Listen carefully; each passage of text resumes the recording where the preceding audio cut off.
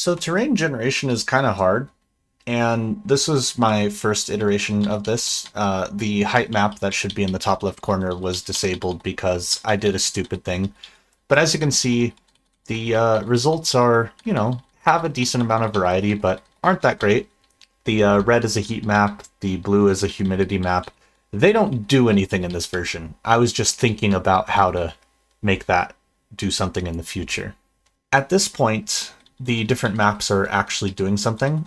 And if you notice where the ice is showing up, there's way too much of it because the way biomes are being selected is terrible. But you'll notice the ice wants to show up more on the top and the bottom, and that's because the temperature map is modified by latitude so that there are ice caps. At least the intent is to get kind of ice caps at the top and bottom.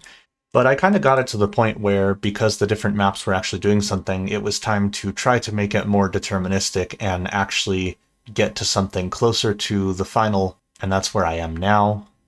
It's still not good. You can still have a lot of, no water, or way too much ice, or too much mountains, or too much, the darker green I'm calling trees for now.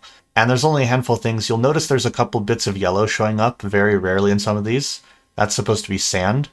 Obviously, sandy beaches should be possible, lakes should be possible, that kind of thing, but none of that is possible right now.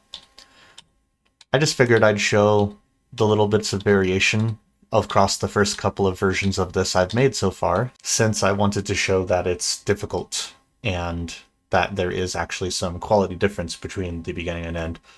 Also, you can move around on this, but, that's not helpful yet. This is all using the diamond square algorithm, which is this weird thing where you iterate from the corners in, and it's using a version of a height map generator that someone else made that I modified.